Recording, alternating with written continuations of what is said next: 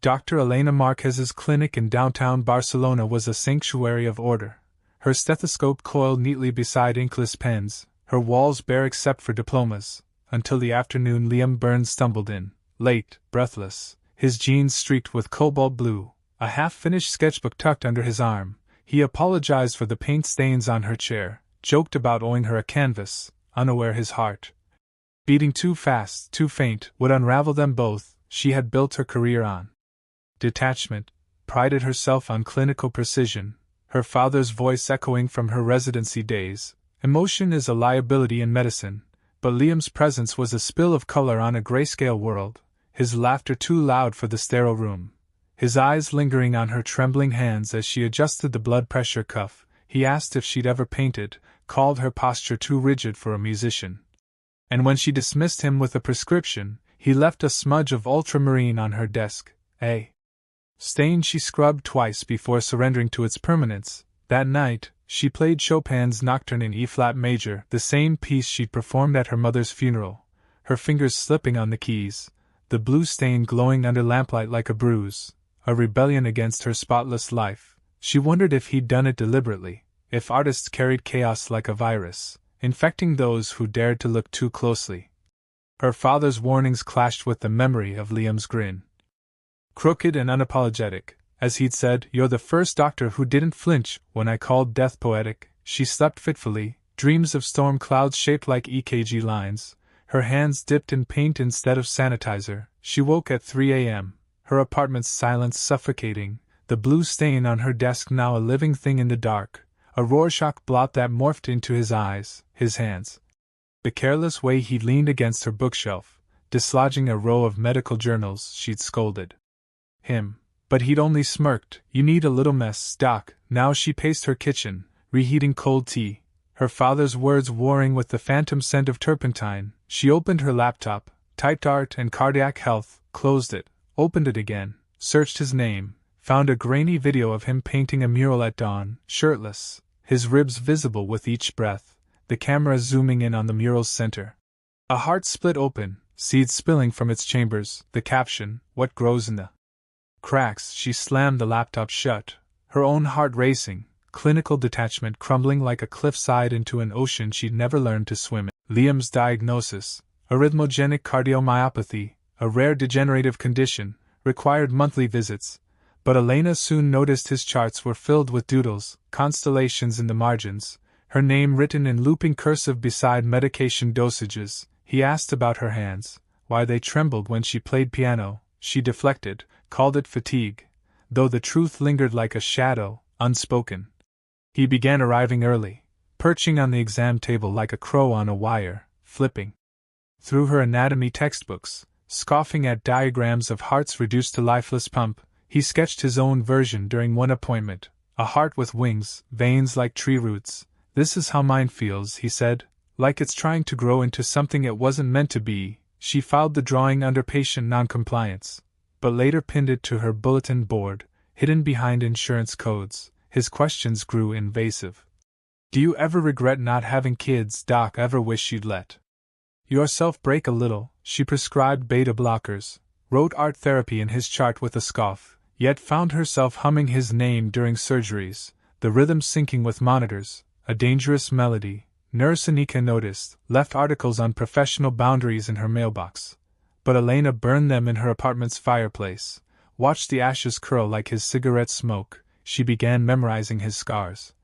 The one on his collarbone from a bike accident, the ink blot birthmark above his ribs, mapped him like a constellation, told herself it was clinical, necessary, until he missed a dose, showed up pale and gasping, his sketchbook filled with pages of her profile, sharp and angular, captioned "Saint Elena of the Broken Hearts." She yelled, "This isn't a game." He laughed weakly, "Either is surviving."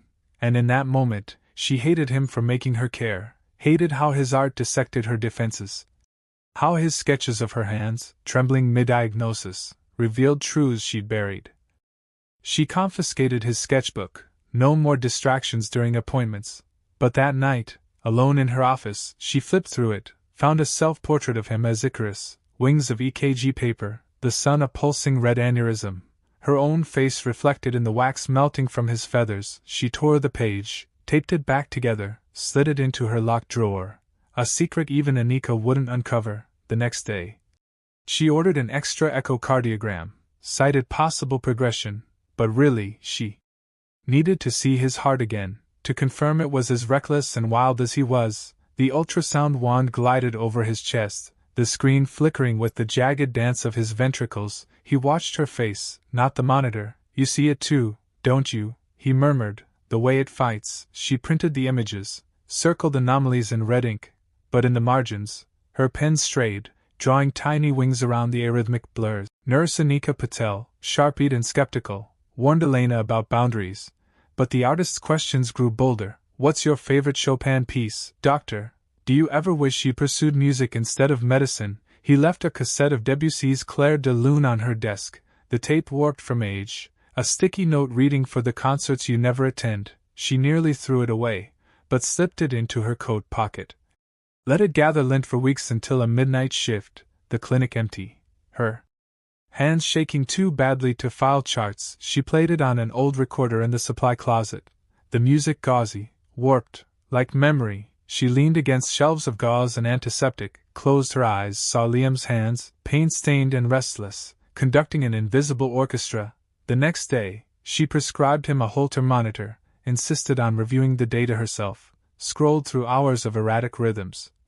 Paused at 2:13 a.m., a spike coinciding with the time she'd listened to his tape. Superstition made her delete the timestamp. Anika caught her, hissed, "You're not his savior, you're his doctor." But Elena began leaving the clinic's back door unlocked, pretended not to notice when he wandered in after hours, slumped in the waiting room sketching, his presence a quiet rebellion against her solitude. One night, she found him asleep, head pillowed on an anatomy atlas, a half-finished portrait of her at the piano. The keys melted into stethoscopes. She draped her lab coat over him. Her pager buzzing with emergencies she ignored, sat cross-legged on the floor, studied the curve of his jaw, the way his breath hitched even in sleep, and wondered when patient had become person, when protocol had become poetry. She traced the edge of his sketchbook, flipped to a page where he'd drawn her as Persephone, pomegranate seeds replaced by pills, her white coat a shroud. Hades' face blurred but his own wristwatch visible on the god's arm. She snapped the book shut, her throat tight. He stirred, mumbled, "You're here late," she lied, charting. He sat up, her coat slipping from his shoulders. "You should play again," he said. "Music's just another heartbeat." She stood, straightened her scrubs. "You should take your meds." But he grabbed her wrist, his fingers cold. "Why'd you become a doctor?" She pulled away. "Same reason you paint, I suppose," he smiled. "To live forever." She left without answering, drove home in silence. The cassette still in her pocket, Debussy's notes now a requiem for the wall she'd built. The next morning, Anika found the lab coat in the trash, paint smudges on the collar. "Infection risk," Elena said, but the nurse's silence said more. A verdict passed without trial. Elena's evenings became a duel between medical journals and the piano, her fingers hesitating over keys. Liam's laugh had somehow loosened. She googled his art, found blurred photos of murals in alleyways, a triptych of a heart dissected into chambers, each painted as a galaxy. She deleted her search history, ashamed of her curiosity, but the images lingered, burned into her retinas like overexposed film. She began timing her searches 11 p.m. to midnight, a ritual as precise as dosing medication. Her screens glowed the only light in her apartment. The mural's textures haunted her, the way the heart's ventricles bled into star clusters, the aorta a comet's tail. She wondered if he'd painted it before or after his diagnosis. If the chamber's fractures were prophetic. She zoomed in on a signature, L. Burn, the Y smudged as if hurried, and imagined him balanced on a scaffold, brush in teeth, ignoring the tremor in his pulse. Her own hands shook now, not from Parkinson's but from something unnamed. She printed the images, hid them in a folder labeled Case Studies, but found herself annotating them, medical terms bleeding into metaphors: right atrial enlargement, celestial expansion, ventricular fibrillation, supernova. She bought charcoal pencils, sketched her own heart on prescription pads, jagged lines mimicking his style, but tore them up, flushed the shreds down her toilet. A secret even the pipes wouldn't keep. One night, she played Chopin's Raindrop Prelude, the notes. Merging with rain outside, her laptop opened to his Instagram, a time-lapse of him painting a mural of a drowning man reaching for a floating stethoscope. The caption, "Some lifelines sink." She slammed the lid, but the melody twisted, became a dirge, her fingers cramping as if punishing her for daring to merge science and art, for daring to feel. She switched to Bach, rigid and mathematical, but the fugue spiraled into dissonance. Her hands crashing on the keys, a sound like bones breaking. She didn't sleep that night, rewatching his videos, pausing on close-ups of his wrists, counting the seconds between brushstrokes, diagnosing his fatigue, his pallor, his refusal to wear a cardiac monitor. She drafted an email. "Mr. Byrne, your recent work suggests psychological distress. Consider adjusting your." Deleted it. Wrote, "Your art is affecting." Deleted that too. Settled on, "Please attend your next appointment." But the cursor blinked like an accusation. She closed her laptop, poured a finger of her father's old bourbon, let it burn away the taste of dishonest. Liam's best friend, Javier, a tattoo artist with a silver septum ring, confronted Elena at the clinic. "He's skipping meals to buy paint. Says he needs to finish something before his heart gives out." She lied, said Liam's prognosis was stable. But that night, she rewrote his treatment plan, adding extra tests, just to see him again. Javier's knuckles were ink-stained, a half-healed tattoo of a scalpel on his forearm. "You doctors think you own us," he'd hissed, "but he's not your fucking experiment." She'd kept her voice clinical. Non-compliance reduces survival rates. But her pen had trembled, dotting the I in Liam with a smudge. After he left, she replayed the encounter, dissecting Javier's slangless Spanish, the way he'd called her Princesa de Plástico, plastic princess. She Googled him, found his shop's Yelp page, a review accusing him of inking EKGs on junkies. She zoomed on a photo of his work, a heartbeat flatlining into a rose, recognized Liam's style in the thorns. That night, she rewrote Liam's file, adding a referral to a nutritionist, a cardiologist colleague she distrusted, then scratched it out, wrote, "Patient requires closer monitoring." She drove past Javier's shop at 2 a.m., the neon abierto sign flickering, his shadow moving behind drawn curtains. She parked blocks away, walked in heels she never wore, her coat collar high. The bell jingled. Javier looked up from sterilizing needles. "You lost Doc?" she asked, to see Liam's medical tattoos. "He's got a DNR on his ribs." "Right?" Javier smirked. "Not your business." She slapped €100 on the counter. "Show me." He led her to a back room, walls plastered with Liam's sketches, a heart monitor beeping in the corner. "His old one," Javier said. He rigged it to sync with his pulse, used to paint to the rhythm. The screen showed erratic spikes, frozen in time. She touched it, left a fingerprint on the dust. "Why tell me this?" Javier lit a cigarette. "Because you're the only one he'll listen to, and I'm tired of scraping him off floors." She noticed a shelf of Liam's paint tubes, labeled aortic red, vein blue, necrosis gray, stole one when Javier turned around. Aortic red, tucked it in her purse. That night, she smeared it on her bathroom mirror, wrote "coward" in jagged letters, then scrubbed until her hands bled. The stain lingered pink, a ghostly self-portrait. She revised Liam's treatment plan again, added weekly appointments, cited risk of noncompliance. But really, she needed to prove she could fix him, fix herself. The next morning, Anika found the red-stained paper towel in the trash. "Nosebleed," Elena said, but the nurse's silence was a verdict. The painting he gifted her, that stormy sea with two figures on a pier, haunted her office. Patients murmured it felt alive. Elena realized the figures were silhouetted against the medical cross glowing like a star. Liam's way of thanking her, or perhaps trapping her. She hung it beside her diploma, a silent rebellion against her sterile life. But the waves seemed to move at night, the figures inching closer each week. She'd catch herself staring, diagnosing the brushstrokes and pastel peaks as edema, the crosses light as ventricular tachycardia. Until one patient, a grief counselor named Clara, froze in the doorway. "That's the pier from my husband's suicide." Elena recoiled. Impossible. But Clara pointed to the horizon. "See the lighthouse? It's the one near Kalela. They painted it over after." Elena researched, found a news article. Local artist covers suicide memorial with mural. Liam's name in the third paragraph. She confronted him. Was this a joke? He shrugged. "Art's just recycled pain, Doc." She ordered him to remove it. "It's traumatizing patients." He laughed. You mean it's traumatizing you? That night, she dreamed of the pier, the two figures now faceless. The medical cross dissolving into her father's disapproving face.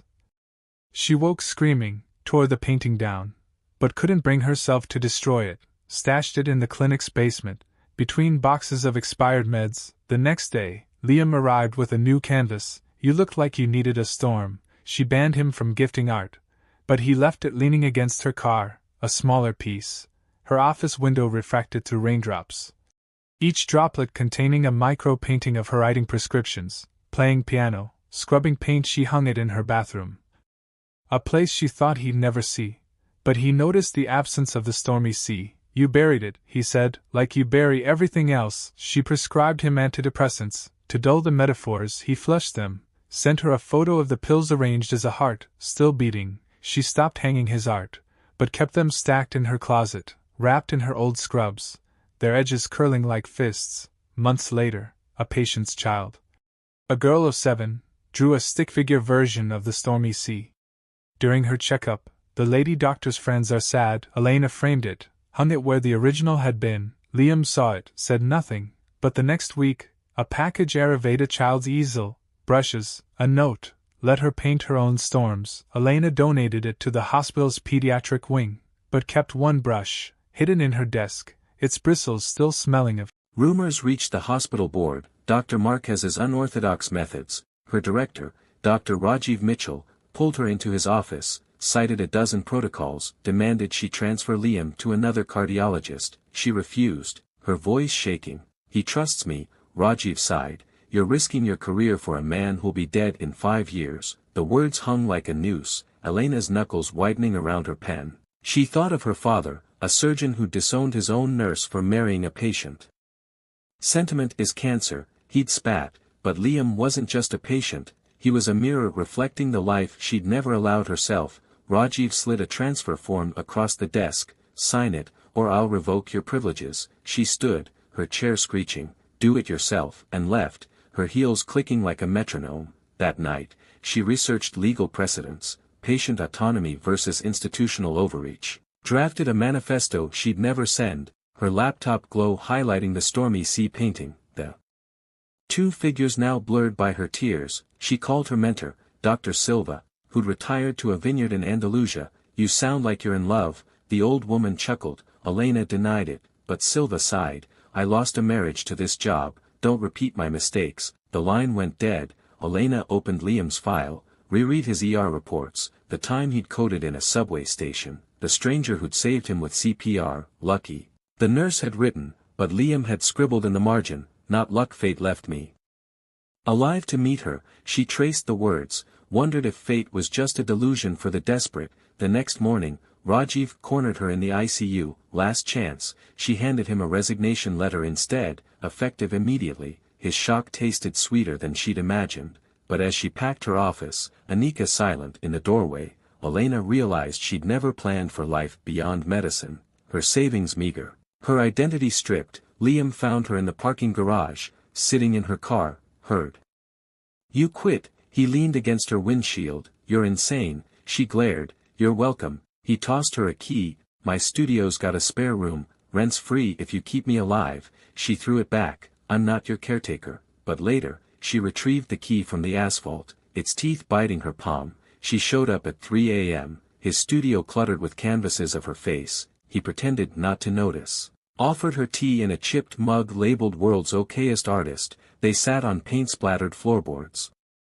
Her resignation letter between them like a truce. Why? He asked. She said nothing, just pointed to a mural of a phoenix, its heart a stethoscope. That's why. He laughed. It's not you. She knew he was lying.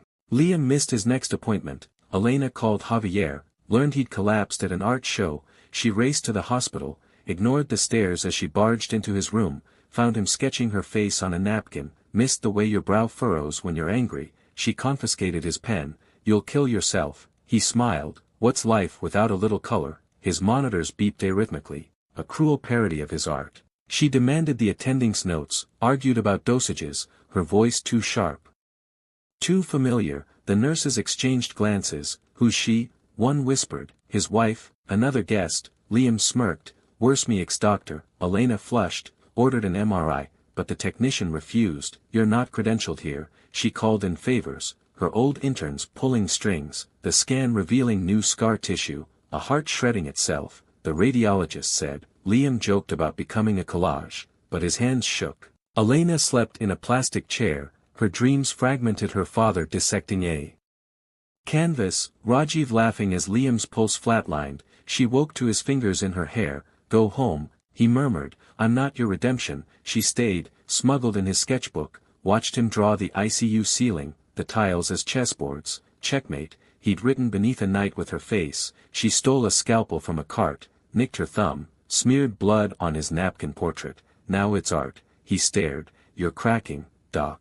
She left before he could see her cry. In the hallway, Javier waited. "He's got a will," he said. "Leaves everything to you." She recoiled. "Tell him to change it." Javier shrugged. "He says you'll need it when he's gone." That night, she auctioned her piano, wired the money to Liam's medical fund, lied, anonymous donor. He knew, sent her a single rose, its stem wrapped in an EKG strip, heartbeat at 3 am still yours. She burned it, but saved the ash in a vial, hung it beside his painting, a relic of guilt. Their fights became rituals, Liam hiding cigarettes, Elena finding them. He mocked her obsession with control. She accused him of romanticizing tragedy. But in quieter moments, he taught her to mix paints, explained how Van Gogh's Starry Night was really a heartbeat, swirls mimicking arrhythmia. She played Chopin on the clinic's piano, his fingers tapping the rhythm on his chest. One evening, he brought a syringe filled with indigo dye. "Let's tattoo each other," she refused. "That's septic." He dabbed her wrist. "Just temporary." The ink stained her skin for weeks. A tiny star she'd cover with watches. He called it our constellation. She called it a malpractice suit. But secretly, she loved it. A rebellion her father would have despised. They toured galleries, Liam critiquing corporate art, Elena diagnosing patrons' ailments by their posture. "That man's got liver failure," she'd whisper. "That woman's grieving," he'd counter. "No. She's in love." They bet espresso shots on their theories, Elena often winning, her medical cynicism trumping his romanticism, until a teenager collapsed at a museum, seizures racking his frame. Elena performed CPR while Liam sketched the scene. Security tackled him. "He's documenting a crime," she shouted. "He's an artist." The boy survived. Liam's sketch graced the ER's break room. "Vultures," a nurse labeled it. But Elena saw beauty in the chaos. The way his lines turned panic into poetry. They began collaborating, her medical diagrams annotated with his metaphors: aortic valve, mermaid's gate, platelets, stardust. She presented a paper at a conference, The Aesthetics of Anatomy. Her peers scoffed. Dr. Marquez has gone avant-garde, but a young oncologist approached her. "My patients need this." They launched a pilot program, art therapy for terminal cases, Liam leading workshops, Elena battling insurers. "It's not experimental, it's human," she'd argue. At night, they'd debrief over cheap wine, his head in her lap, her fingers in his hair. "We're saving lives," he'd say. "We're just delaying death," she'd reply. But his smile made her almost believe, until the night he kissed her, paint thinner on his lips, her hands freezing midair. "Don't," she whispered. "This isn't us." He pulled back. "Then what are we?" She had no answer, just prescriptions and apologies. The next day, he painted over her portrait, turned her into a specter, the ghost of Saint Elena. She hung it in her bathroom, where steam blurred her tears. He stopped attending workshops, his art darker, a series called Unrequited, Elena's face half erased, her stethoscope a noose. She prescribed herself antidepressants, hid them in vitamin bottles, diagnosed her own heartbreak as adjustment disorder. But in her closet, the Stormy sea painting whispered, "Coward," and she knew it was right. 3 years passed, Liam's condition stabilized, his art gaining fame, cryptic portraits of a woman in a white coat, her face always blurred. Elena's hands worsened, her piano silenced. She diagnosed herself early onset Parkinson's, told no one, until the day Liam noticed her struggling to pour coffee. "Let me help," she snapped. "I'm still your doctor." But the lie crumbled when he gripped her wrist. Felt the tremor she'd hidden beneath lab coats and clenched fists. "How long?"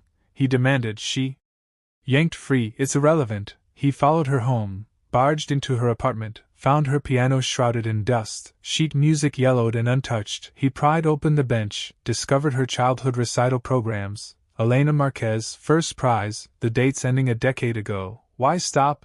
He asked. She stood in the doorway, arms crossed. Patients don't need concertos. He dragged the piano to the center of the room. Play. She refused. He struck a key, discordant and raw. Play or I'll smash it. She lunged, hands flailing, struck his chest. You don't get to save me. He caught her wrists. I'm not saving you. I'm returning the favor. They collapsed to the floor, her tremors vibrating through him. He whispered, let it be ugly, let it be broken. She played that night, a halting moonlight sonata, wrong notes piling like corpses. He sketched her hands, the shaking rendered as wings mid-flight. Parkinson's is just your body's rebellion, he said. It wants to escape. She tore the sketch. It's a death sentence. He taped it back, hung it over her bed. So is love. The next morning, she prescribed herself levodopa, hid the pills in a mint tin, but Liam replaced them with placebos, left the real medication in her coffee. A war waged in silence. She discovered his sabotage, threw the mug against the wall. You don't control me, he laughed. Either do the pills. They didn't speak for weeks, until she collapsed mid-consultation, her body a marionette with severed strings. He carried her to his studio, painted her seizing on the floor. The piece, titled The Doctor's Dance, critics called it brutal. Genius. She woke to the canvas looming over her. How dare you? He shrugged. Art doesn't ask permission. She burned the painting in his driveway, but the ashes clung to her clothes, a phantom choreography she couldn't scrub away. At his first gallery opening, Liam begged her to attend. She wore a black dress, hid her trembling hands in gloves. The crowd parted as he unveiled the unspoken prescription, a series of paintings charting his heart's journey, storms calming into starry skies. The final piece, a doctor's hands, precise yet fragile, cradling a paintbrush. The label read Elena, who taught me stability is its own art. The applause was thunder, flashbulbs erasing her shadow, but she saw only the lies the hands in the painting were steady, idealized, a version of her he'd invented. She fled to the rooftop. Liam found her gripping the railing. You erased my tremors, she accused. He lit a cigarette. Art's about truth, not facts, she spat. My truth is shaking. He blew smoke at the sky. Mine is loving you anyway. The words hung between them, a diagnosis either could treat. She removed a glove, let him see her hands' jagged dance. This is what you love. He traced the air above her skin. I love the fight in it. They returned to the gallery arm in arm, performative smiles plastered for cameras. But the piece sold for millions. The buyer, a tech mogul who'd survived cardiac arrest. This doctor saved me too, he told reporters. Elena corrected, former doctor. That night, she found Liam drunk in his studio, crying over a sketch of her gloved hand. I can't fix you, he slurred. I know, she said, but you painted me anyway. He passed out on the floor. She draped her coat over him, stole a tube of crimson paint, wrote liar on his chest. But in the morning, it had dried to love her. He kept it unwashed for weeks, the letters flaking like petals onto his canvases. Elena retired quietly, her clinic replaced by a young cardiologist who digitized records, erased her handwritten notes. Liam disappeared into the art world, his interviews avoiding mentions of her, until a viral photo showed him at a charity auction, bidding millions for a piano once owned by Chopin's protégé, the instrument delivered to a small seaside cottage where Elena now lived. She refused to open the door. Let the piano rot on the porch through rainstorms, its wood warping, keys swelling.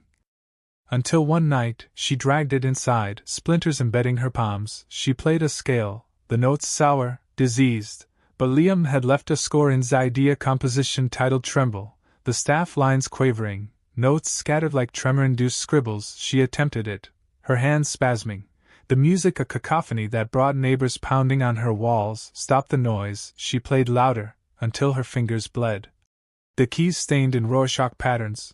Liam arrived at dawn, found her asleep at the bench, sheet music tattooed to her cheeks from sweat. He tuned the piano in silence, left a new score duet for one, its melody simple, repetitive, a scaffold for imperfection. She mastered it slowly, the piece a requiem and lullaby. He listened from his car, recording each session, sampled the notes into his next exhibit, the Symphony of Shadows. Attendees wept, not knowing the source. Elena heard it on the radio, called him, It's mine, he admitted. It's ours. She hung up, sold the piano for scrap. But the buyer found Liam's final note carved inside the little Lena's hands built cathedrals here and sold it to a museum, where it's displayed behind glass, untouchable, a relic of a love that refused to be cured. Their reunions were clandestine, Liam arriving at dusk, painting her as she napped in armchairs, her hands now still in sleep. He gifted her a portrait titled The Composer, her face serene, a stethoscope curled like a musical note around her neck. She hung it beside the Stormy sea painting, the two images a dialogue across time, but the cottage walls grew crowded with his depictions of her decline. Elena midst knees, Elena dropping a teacup, Elena glaring at a pill organizer, each stroke a chronicle of her unraveling. She protested. I'm not your tragedy, he retorted, you're my magnum opus. The portraits sold anonymously, proceeds funneled into Parkinson's research. She discovered this by accident, a donor's name on a lab grant. Byrne matched the signature on her bathroom sketch. She confronted him. You can't buy redemption, he shrugged. It's not for you, it's for the next Elena. She burned the check, mailed him the ashes. But he framed them, titled it The Cost of Pride. Their arguments grew performative, rehearsed scripts to mask the fear beneath. He began painting her from memory. Her younger self merged with the woman she'd become, a time-lapse of erosion. The erosion of certainty, he called it. She found it morbid. You're romanticizing decay, he shot back. You're denying it. One night, she woke to him sketching her asleep, the moonlight etching her wrinkles into charcoal trenches. Stop, she hissed. You're turning me into a ghost. He tore the page. You're already haunting me. The shreds fluttered into her fireplace, becoming smoke that stung their eyes. They didn't speak for days.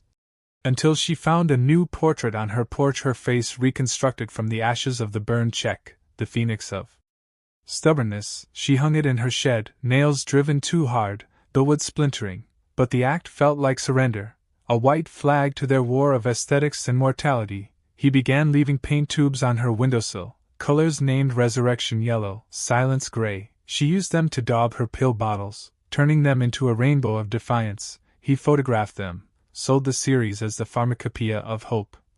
Critics called it a rebellion against despair, but Elena knew it was just two broken people building sandcastles against the tide. Javier, drunk at a bar, confessed to a blogger. Liam's heart's failing again. He won't say it, but he's racing to finish her portrait series. The blog posts went viral, fans speculating about the mystery muse. Elena, now gaunt, her speech slowed, begged Liam to prioritize his health. He retorted, you never did. The public dissection of their lives became a circus. TikTok teens cosplaying as the tragic doctor, influencers posing with knockoffs of the Stormy sea painting, Elena's cottage besieged by cameras. She drew the curtains, unplugged her phone, but Liam leaned into the spectacle, granting interviews in her garden, smoking as he spun lies. She's my patron saint, my curse, he winked, the clip trending globally. Elena threw his coffee mug at the wall. You've made us a joke. He caught the shards, glued them into a mosaic of her face. Jokes are just truths wearing masks. She fled to a seaside motel, registered under her mother's name, but he found her from the background of a tourist selfie, the painting the phoenix of stubbornness visible through her window. He checked into the room next door, played Chopin on a portable keyboard, the notes seeping through the walls. She pounded on his door. Stop, he shouted back. Make me. They became the motel's spectacle, the owner threatening eviction, until Liam bribed him with a sketch of his daughter. Keep it, it'll be worth millions. Elena relented, returned home. But the bloggers followed, drones buzzing like flies over her roof. She wore noise-canceling headphones, cranked Mahler to drown them out, while Liam painted the drones into his next piece, The Swarm of Modern Love, a commentary on voyeurism. The portrait sold for a record sum, the buyer a tech CEO who'd survived a heart attack. This is my story too, he wept at the unveiling. Elena watched online, her face pixelated on the grainy stream, a stranger in her own life. She mailed Liam a cease-and-desist letter. He framed it, hung it beside her portraits. Proof you still care. She lobbied for privacy laws, testified anonymously about the cost of being someone else's muse. The bill failed, but her words leaked, memes dubbing her the Ice Queen of Barcelona. Liam sent her a crown made of syringe casings. Wear it to court. She melted it into a blob, mailed it back. Your crown, your corpse, He wore it to a gala. Critics applauded his punk vulnerability. Elena drank alone, her tremors spilling Merlot onto Javier's texts. He's dying for real this time. The night before his grand retrospective, Liam collapsed mid-stroke. His assistant found Elena kneeling beside him, her trembling hands administering CPR, whispering, "Not like this." He survived, but the left side of his face remained paralyzed. He relearned to paint with his right hand. The new works jagged, raw. Critics called them his masterpiece, yet Elena saw the agony in each brushstroke. The way he'd bite his cheek bloody to steady his grip. She moved into his loft, their roles reversed. He mixed her medications, she criticized his color choices, their arguments now softer, punctuated by shared silences. He read her medical journals aloud, she hummed Chopin as he painted, a portrait of her hands, tremors rendered as delicate waves, titled The Steady Storm. His studio became a hospice and nursery, tubes of paint mingling with pill bottles, his heartbeat a metronome for her hums. She discovered his final series, the unwritten prescriptions, canvases of her imagined Curisa piano.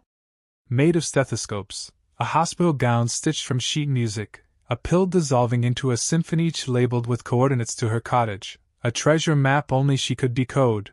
The retrospective's opening night, the gallery packed with celebrities. Liam stood at the podium, his speech halting. "This exhibition is a conversation with someone who believed in repair." The crowd applauded.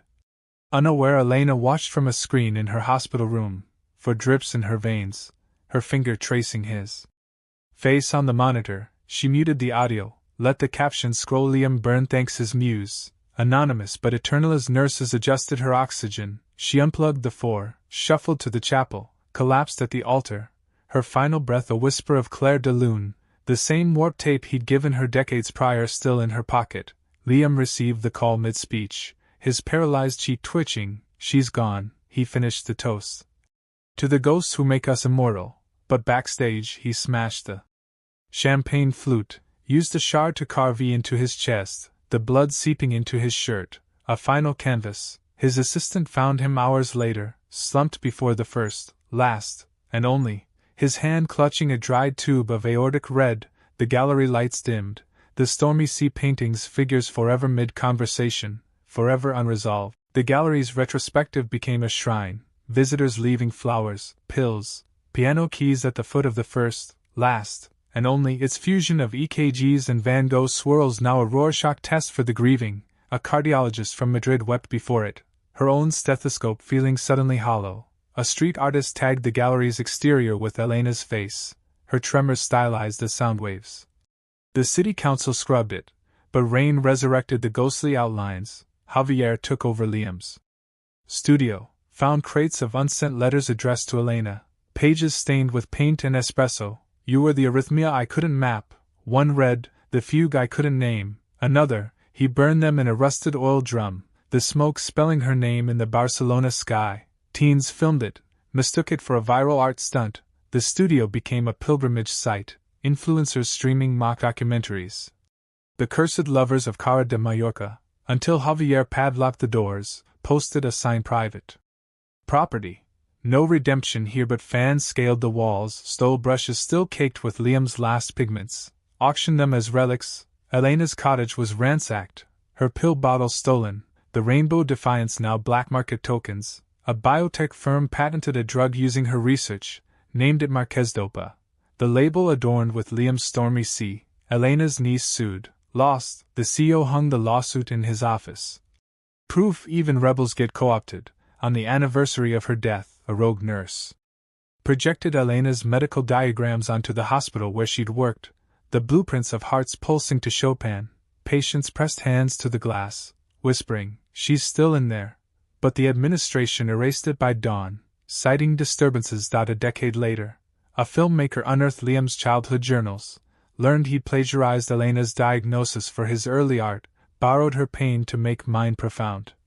The revelation sparked debates, exploitation or collaboration. His prices plummeted, then skyrocketed, the scandal a patina of intrigue. A graduate student wrote a thesis dissecting their correspondence, found coded messages and prescription numbers, dosages as love letters. The paper won awards, was adapted into a play, The ECG of Us, actors mimicked Elena's tremors with marionette strings, Liam's paralysis with half masks, protesters stormed the stage. Disabled lives aren't metaphors. The lead actor quit, citing nightmares of flatlining. The theater donated profits to Parkinson's research, but Elena's family refused the check, blood money, they called it, in a Barcelona dive bar. Javier drank himself into oblivion, screaming at the TV, they were just people, but the bartender tuned it to a reality show, surviving cardiac arrest. The Liam Burns story, contestants painted their traumas for clout, the winner a former nurse who replicated the steady storm in nail polish. Her Instagram hashtag Tremorcore went viral. Meanwhile, the original Stormy C painting vanished from the clinic's break room, replaced by a cheap print. The nurses swore it wept oil in the night, pooled into the shape of a piano. The janitor mopped it daily, muttering, "Let the dead rest," but the stain returned. A Rorschach rondo only the night shift understood. On the centenary of Liam's birth, a hacker leaked Elena's medical files, her self-diagnosis notes, doodles of hearts with wings. The internet dissected her handwriting. AI generated deepfakes of their arguments. What if they'd lived? TikTok duets paired her tremors with his brushstrokes. A VR exhibit let users step into their love, donning haptic gloves to feel Elena's Parkinson's, Liam's arrhythmia. Critics called it empathy porn, survivors called it theft. In the mountains outside Granada, a hermit claimed to be their secret son, produced forged birth certificates, sold authentic replicas of Liam's lost sketches. The FBI extradited him. But not before he'd sold a lost portrait to a Saudi prince, the canvas blank but for a fingerprint. Forensics traced it to Elena's autopsy report. The prince hung it in a gold vault, the ultimate abstraction, he boasted. On the night of a solar eclipse, a collective of rogue doctors and artists stormed the gallery housing the first, last, and only, splattered it with fake blood, streaked the EKGs with graffiti. They were OUR security tackled them, but not before a photo spread. The Stormy sees two figures, now smeared, reaching toward each other through the chaos. The image trended, became a meme, a protest symbol, a tattoo. The curator restored the painting, but the figures remained blurred, their resolution deemed too dangerous. The gallery's plaque now reads, "A love story in 3 acts, discovery, denial, death." But in the margins of the guest book, a child drew them holding hands on the pier, the medical cross a sun, the storm clouds mere scribbles, the caption, "They lived happily ever after," and for a moment, the world let the lie linger. Years blurred into myth. The cottage where Elena spent her final days crumbled, its walls papered with fan letters, Polaroids of strangers reenacting her and Liam's fights, proposals staged on the rotten porch. A tech conglomerate bought the ruins, hologrammed immersive experience actors in Elena and Liam's likenesses performing loops of their most viral arguments, visitors paying to shout scripted retorts. Purists boycotted, but teenagers live-streamed it, filters warping their faces into Elena's tremors, Liam's paralysis, the comments a scroll of goals, and this is trauma porn. Javier's granddaughter, a neuroscientist, discovered Elena's hidden research notes on merging music therapy with dopamine pathways buried in a clinic's digitized trash. She published it, rebranded as the Marquez Method. Clinics worldwide syncing Chopin to Parkinson's meds, patients reporting dreams of stormy seas. Critics called it placebo poetry, but the data trended, a TED Talk went diamond, and suddenly Elena's ghost was a self-help guru. Liam's Steady Storm sold at auction again, the buyer a crypto bro who NFT'd it, shattering the painting into 1,000,000 pixels, each a fractional investment. Collectors fought over the rightmost wave, said it vibed with their brand, while the pier's two figures were memed into oblivion, remixed as chatbots, their love story a ChatGPT prompt for lonely insomniacs. On Reddit, a subreddit debated whether they'd hated each other, whether the Stormy Sea was a suicide pact, whether Elena's gloves hid scales, whether Liam's heart was a hoax. Conspiracy theorists stalked the clinic's janitor, now 102, bribing him for the truth. He spat, they were just two fools who forgot to lie to themselves, but no one believed him. A biopic flopped, the lead actor overdosing mid-shoot, his final tweet, "Their love is a black hole etched on fan shrines." Meanwhile, the original piano from Liam's auction moldered in a museum basement, its Chopin provenance disputed, until a janitor's kid plinked Claire de Lune on broken keys, the recording sampled into a platinum trap track titled Dead Doctors Don't Dance. Elena's niece sued, lost again, her lawyer sighing, "You can't copyright grief." Centuries later, their names survive as prefixes: Marquez syndrome, Burns arrhythmia diagnoses debated in med schools, their human stories reduced to footnotes. On Mars Colony 7, a child sketches the Stormy sea painting in VR, her AI tutor explaining, "This is how humans loved, violently, imperfectly, doomed."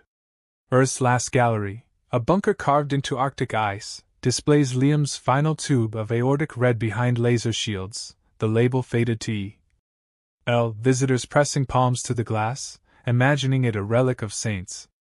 A gene-editing startup claims to trace Elena's resilience markers, selling CRISPR cocktails to artists and doctors. Become your own masterpiece. The Stormy Sea Pier, long swallowed by rising oceans, is recreated in metaspace, avatars of Elena and Liam arguing in looped code, users tipping crypto to unlock endings. Choose. Does she save him? Does he leave? Do they kiss? Historians shrug, all endings are true somewhere. In a derelict Barcelona subway, a graffiti tag reads E+L forever, the letters devoured by moss. Every few decades, a scholar rediscovers their story, writes a think piece. Were they the first influencers? Before algorithms bury it under fresher tragedies. But tonight, in a dorm room lit by bioluminescent algae, a student stumbles on Elena's antiviral manifesto, the one she drafted defending Liam, never sent. The words feel electric, a scream from the past. We are not metaphors. We are not warnings. We are alive. The student prints it, tacks it to her wall, and whispers, "If you found Elena's manifesto, would you burn it to keep her secret, or broadcast it to let her finally speak?"